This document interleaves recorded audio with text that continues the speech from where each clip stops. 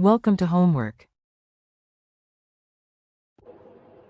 Okay, we have got an acylation reaction in which we start with an alcohol depicted as follows.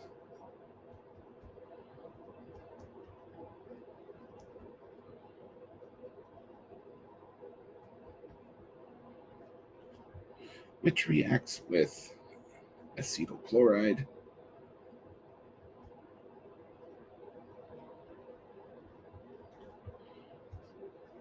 to produce an ester and HCl.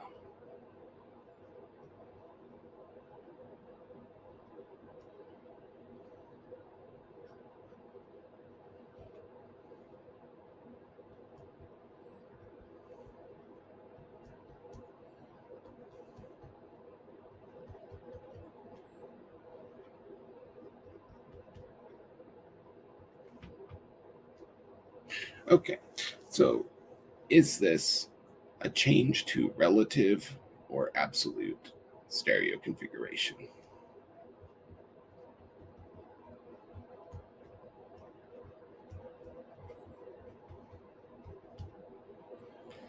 That is, for relative, do we have inversion of a stereocenter? Let me draw this a little more nicely so we can be extra super certain what we're looking at.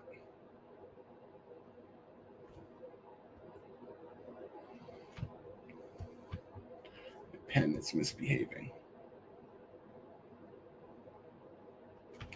Okay, well, notice something about this stereocenter. This stereocenter, that carbon right there.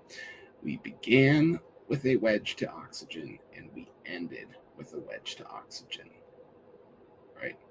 What that means is that if everything else stayed the same, which it did, and we went from a wedge to another wedge, then we retained our relative stereo configuration, right? We didn't change the configuration around our stereocenter. The wedge to oxygen is still a wedge to oxygen. Why is that different than the absolute stereo configuration? Well, it's possible that we would have changed the priority of the substituent along the way. So let me point this out. We know that of the four substituent attached to this carbon, hydrogen is the lowest priority. Next lowest is our methyl group. Lowest then would be the ethyl, and then finally the oxygen is the highest. And when we're done, hydrogen is still the lowest, methyl is still the second lowest, ethyl the third, and oxygen finally is the highest. So our rank order of our substituents remain the same, and our relative stereo configuration means it stayed the same, which guarantees that our absolute stayed the same. Same and same. Point being that if, for example, this 1 became a 4, then we could, without changing the relative stereo configuration, manage to change the absolute stereo configuration. But neither of those happen. So we have retention of relative and retention of absolute.